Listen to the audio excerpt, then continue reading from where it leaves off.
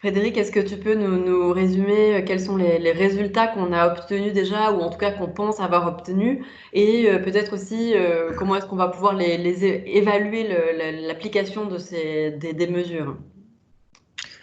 Alors, pour ce qui concerne les mesures adoptées par le gouvernement de la communauté française, on va voir maintenant, en prenant contact avec le cabinet de la ministre et de l'administration, comment notamment ces budgets de redéploiement des projets ou d'aide aux très petites et moyennes entreprises, donc notamment les sociétés que les auteurs peuvent avoir, comment ces aides peuvent être mises en route le plus rapidement possible. J'espère que l'administration sera sensible aux besoins des auteurs et des autrices, puisqu'on est déjà quand même 2 mois et demi après le début de la crise et que pour l'instant, ben voilà, il n'y a pas encore grand-chose qui a été réellement mise en place, si ce n'est dans le cadre de, je dirais, une relation de confiance avec certaines institutions culturelles. Certains projets reportés ou annulés ont quand même été payés par ces institutions qui ont pu conserver leurs subsides ou même obtenir l'aide du fonds de crise. Enfin, quoique cette aide n'est pas encore non plus effective, elle est en cours d'examen au gouvernement. Les dossiers ont été rentrés et le gouvernement va délibérer sur l'octroi de ces montants. Donc on est souvent dans un décalage dans le temps entre l'annonce de la décision, qui est évidemment un moment important, et puis la mise en œuvre de cette décision au plan administratif, avec les dossiers, les documents, la validation, le paiement, etc. Et de ce point de vue-là, peut-être qu'il faudra que du côté de la SACD, on voit comment aussi, de nouveau, aider dans cette période entre deux, si on ne peut pas, nous, faire de l'avance de trésorerie pour nos auteurs. Mais ça, c'est une chose qu'on va rediscuter avec les comités.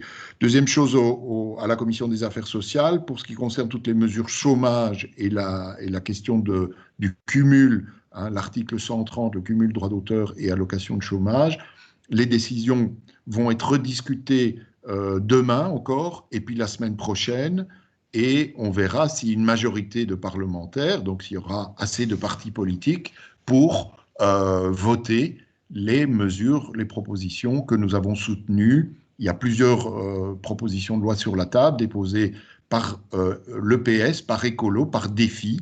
Ces trois partis sont à la manœuvre de façon très importante. Sur le dossier de la copie privée, le CDH notamment a souvent été à la manœuvre aussi et porteur de propositions constructives, mais d'autres aussi, Écolo, le PS, de nouveau.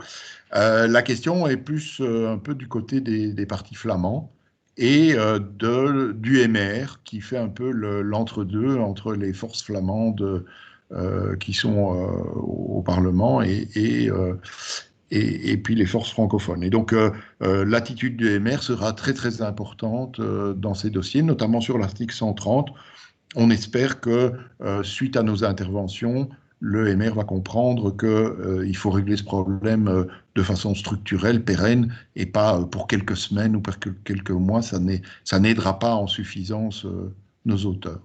Voilà en gros ce que nous voulons vraiment, c'est partout mettre en place un principe d'évaluation qui permette de voir si vraiment les mesures qui ont été adoptées ont un effet concret sur le terrain et dans quelle proportion.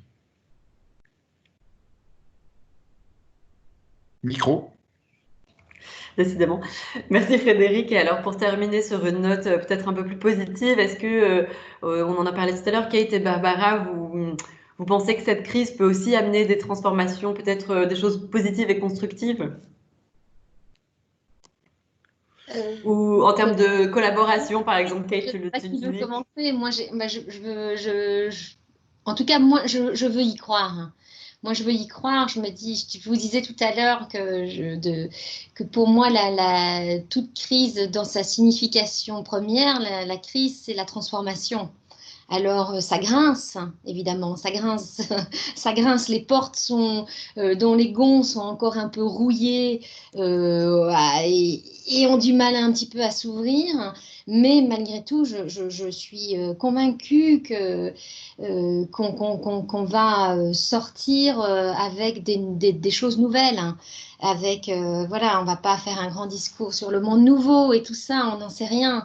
Mais je resterai pour ça positif parce que je trouve vraiment, comme je le disais tout à l'heure, que du coup, ça nous a, cette urgence, cette situation terriblement catastrophique, encore Kate l'a souligné chez les artistes plasticiens, eh bien, ça nous met quand même ensemble, ça nous rend solidaires. Et si ça peut nous rendre crédibles aux yeux des politiques pour faire accepter les mesures qui ont été défendues jusqu'ici, ben, ça serait extraordinaire. Mais moi, j'ai vraiment, voilà, j'ai bon espoir, même si. Mais je crois que il faut continuer, voilà, il faut continuer à y aller là maintenant. Le ton est arrivé à un certain stade et maintenant il faut continuer à mener la lutte. Merci. Tu veux peut-être, Oui, Kate, dire le mot de la fin? je ne peux que rejoindre ça. Et donc, pour la SOFAM, c'est déjà vraiment un plaisir de travailler avec les SACE des SCAM. On habite dans la même maison, la MEDA. Donc, ça, je trouve magnifique. Je remarque aussi qu'il y a énormément de choses qui bougent, de gens qui se mobilisent. Et ce qui est extraordinaire par cette situation, c'est qu'il y a des voix quasi unisono qui se mettent ensemble. Et puis, chacun peut aussi apporter sa propre expertise. Et là-dedans, je suis aussi très contente de voir comment l'importance aussi des sociétés des droits d'auteur est vraiment, c'est naturel, c'est normal, parce qu'on est là pour servir les auteurs. On n'existerait pas s'il n'y avait pas de créateurs. Donc, c'est très, très, très important à se rappeler de ça. Et aussi, le plus d'auteurs, d'artistes créateurs qui puissent se rejoindre à nous, le mieux c'est aussi dans ces cas. Mais surtout, le fait que dans tout le secteur, tout le monde s'unit, je trouve ça très, très positif. Et Barbara, je dirais même qu'on pourrait travailler sur l'invention d'un nouveau monde parce que je crois qu'un retour en arrière n'est pas possible. Non, c'est sûr. Et j'ajouterais aussi quelque chose, Kate, c'est que d'une voix commune, mais aussi d'une défense de la diversité. Parce qu'en fait, ce qui se passe, c'est que dans cette crise, on voit bien, c'est toujours les plus petits qui se protchent, comme on dit en Belgique, et qu'il y a une diversité qui doit être défendue coûte que coûte et une multiculturalité. Il faut vraiment défendre tout type dans le secteur, tout type d'auteurs, dans leur genre, dans leur origine aussi. Parce que, ou sinon, un dialogue commun, oui, mais aussi qui prône la diversité, surtout. Voilà. Bah, merci beaucoup à vous deux et donc à Frédéric qui a dû nous quitter pour une autre réunion. Merci à toutes celles et ceux qui nous ont écoutés depuis le début ou qui ont pris le train en marche.